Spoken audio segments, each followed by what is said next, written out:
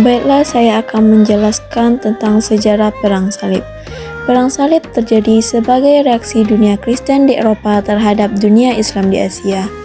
Disebut Perang Salib karena ekspedisi militer Kristen mempergunakan salib sebagai simbol pemersatu untuk menunjukkan bahwa peperangan yang mereka lakukan adalah perang suci yang bertujuan untuk membebaskan kota suci Baitul Maqdis atau Yerusalem dari tangan orang-orang Islam. Penyebab terjadi Perang Salib karena peristiwa penting dalam gerakan ekspansi yang dilakukan oleh Alp Arslan adalah peristiwa Manzikar 464 Hijriah atau 1071 Masehi. Tentara Alp Arslan yang berjumlah 15.000 prajurit dapat mengalahkan tentara Romawi yang berjumlah 200 prajurit. Peristiwa besar ini menanamkan benih permusuhan dan kebencian orang-orang Kristen terhadap orang-orang Islam. Kebencian itu bertambah setelah dinasti Saljuk dapat merebut Bait al-Maqdis pada tahun 471 Hijriah. Penguasa Saljuk menetapkan peraturan bagi umat Islam yang ingin berziarah ke sana. Peraturan ini dirasakan menyulitkan mereka untuk memperoleh kembali keleluasan berziarah ke tanah suci Kristen itu. Pada tahun 1095 Masehi, Paus Urbanus II memerintahkan kepada umat Kristen di Eropa supaya melakukan perang yang suci yang dikenal dengan Perang Salib yang terjadi dalam 3 periode. Penyebab lain terjadinya Perang Salib adalah faktor ekonomi. Para pedagang besar yang berada di pantai timur Laut Tengah, terutama berada di kota Venezia, Genoa, dan Pisa, berambisi untuk menguasai sejumlah kota dagang di sepanjang pantai timur dan selatan Laut Tengah untuk memperluas jaringan pedagang mereka. Untuk mereka, rela menanggung sebagian dana Perang Salib dengan maksud menjadikan kawasan itu sebagai pusat perdagangan mereka bila Kristen Eropa memperoleh kemenangan. Selanjutnya, periodisasi Perang Salib. Yang pertama, periode 1. Pada musim semi tahun 1095 Masehi, orang Eropa sebagian besar bangsa Prancis dan Norman mereka berangkat menuju Konstantinopel, kemudian ke Palestina.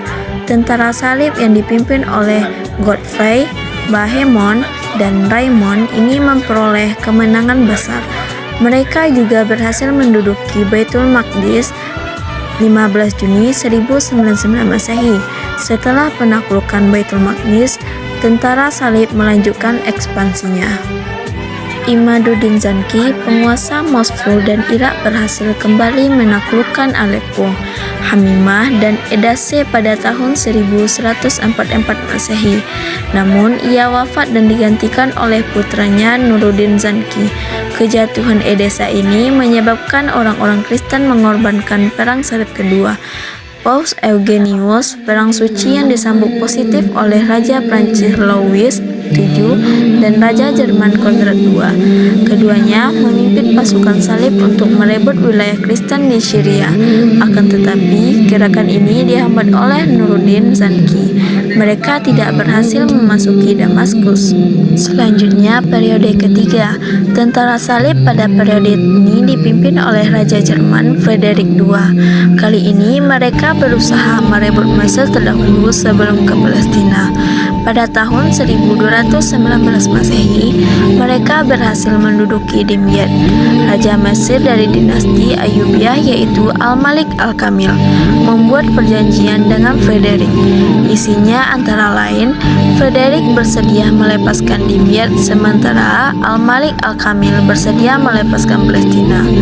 Dalam perkembangan berikutnya, Palestina dapat direbut kembali oleh kaum muslimin pada tahun 1247 Masehi di masa pemerintahan Al-Malik Al-Saleh, penguasa Mesir selanjutnya. Penyebab terjadinya Perang Salib. 1. Faktor agama. Ketika dinasti Salju berkuasa dan menjalankan roda pemerintahan dinasti Abbas, dinasti Saljuk dapat mengembangkan kekuasaannya sampai ke daerah-daerah Bizantium dengan merebut Armenia dan Asia Kecil di masa Alp Arslan dan Malik Shah 1063 sampai 1092 Masehi. Pada tahun 407 Hijriah, dinasti Saljuk dapat merebut Bait al-Maqdis dari dinasti Fatimiyah yang berkedudukan di Mesir.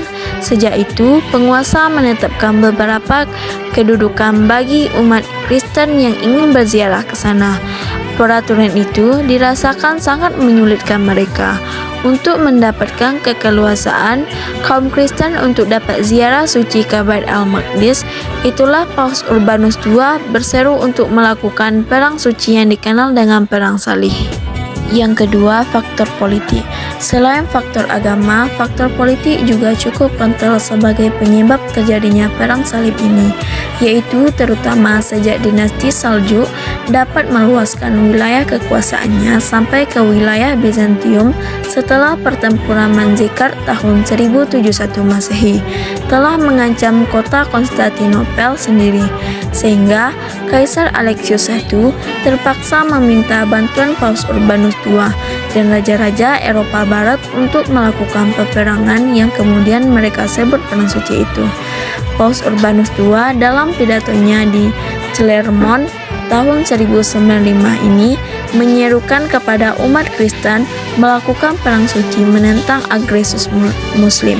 Himbauannya ini kemungkinan ini dilatar belakangi oleh berbagai keberhasilan Kristen di Spanyol untuk mencapai puncaknya dengan direbutnya Toledo. Yang ketiga, faktor ekonomi. Faktor ketiga juga disebut-sebut melatari terjadinya Perang Salib adalah faktor ekonomi. Faktor ekonomi dimaksud adalah bahwa para pedagang besar yang berada di pantai timur Laut Tengah, terutama yang berada di kota Veneria, Genoa, dan Pisa, berambisi untuk menguasai sejumlah kota dagang di sepanjang pantai timur dan selatan Laut Tengah untuk memperluas jaringan dagang mereka. Untuk itu, mereka rela menanggung sebagian dana Perang Salib dengan maksud menjadikan kawasan itu sebagai pusat perdagangan mereka. Hal ini dimungkinkan karena jalur Eropa akan bersambung dengan rute-rute perdagangan di timur melalui jalur strategis tersebut. Tentu hal itu bisa mereka kuasai apabila pihak Kristen Eropa memperoleh kemenangan dalam perang tersebut. Selanjutnya, akibat terjadinya Perang Salib. Sebenarnya, Perang Salib di atas akhirnya dimenangkan oleh umat Islam. Namun demikian, umat Islam mengalami kerugian yang banyak karena peperangan tersebut terjadi di wilayah umat Islam.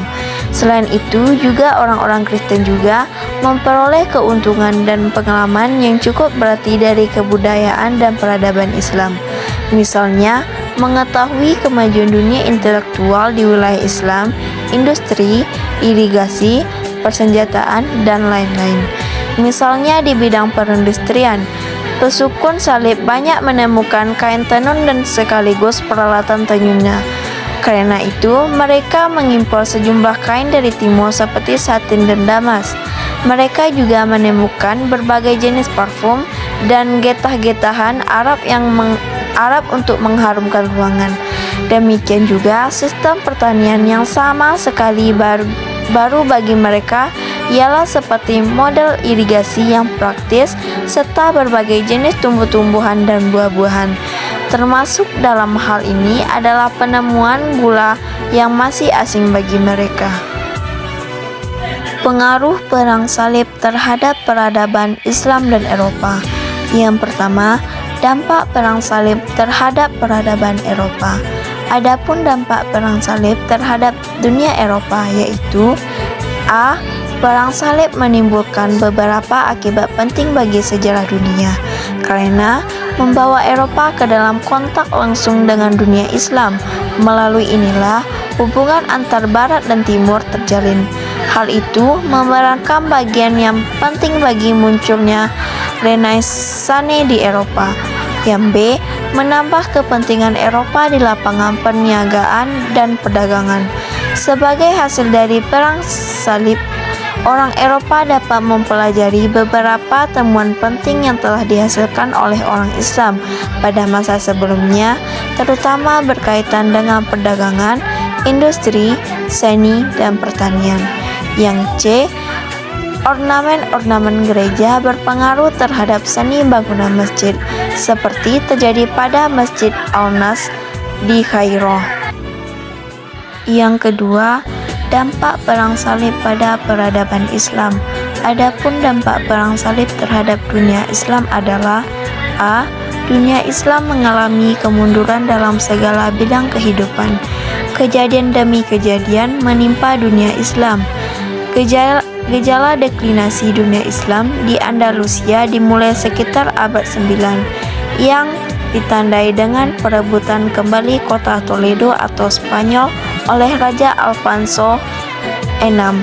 Mulai abad 9, dunia Islam mengalami berbagai macam krisis yang demikian parah, baik krisis keagamaan, politik kenegaraan, sosial, ekonomi, pendidikan, dan kebudayaan. B. Menurut ahli sejarah, krisis dunia Islam disebabkan ruh Islam hilang dari kehidupan mereka, khususnya di kalangan para penguasa. Islam tidak lagi dihayati sebagai ajaran yang mengubah sikap dan perilaku. Yang C. Kondisi kemunduran Islam semakin diperparah oleh bangsa-bangsa Eropa terlali bangkit dari tidurnya. Berbagai macam teknologi telah mereka temukan, termasuk teknologi yang berkaitan dengan perang. Melalui berbagai peralatan yang dimilikinya, mereka datang ke negeri-negeri Islam untuk menjajah, mengambil kekayaan serta memutarkan umat Islam dengan penuh kelicikan. Perkembangan bahasa Arab pada masa Perang Salib. Bahasa Arab telah mewarnai bahasa-bahasa Eropa sejak Kekaisaran Arab mencapai semenanjung Iberia pada abad ke-8. Bangsa Moor yang menduduki wilayah tersebut membawa bahasa dan budaya Arab, serta pasukan Kristen kembali menguasai semenanjung Iberia. Bahasa Arab telah mempengaruhi bahasa-bahasa Eropa, termasuk bahasa Spanyol modern. Komunitas Kristen Teria yang hidup di bawah kekuasaan penguasa Muslim berbicara dalam bahasa Roman yang dipengaruhi bahasa Arab. Bahasa-bahasa campuran ini disebut juga bahasa-bahasa Mozarab. Itulah tadi penjabaran dari materi Perang Salib pengaruhnya terhadap peradaban Islam dan Eropa. Sekian dan terima kasih.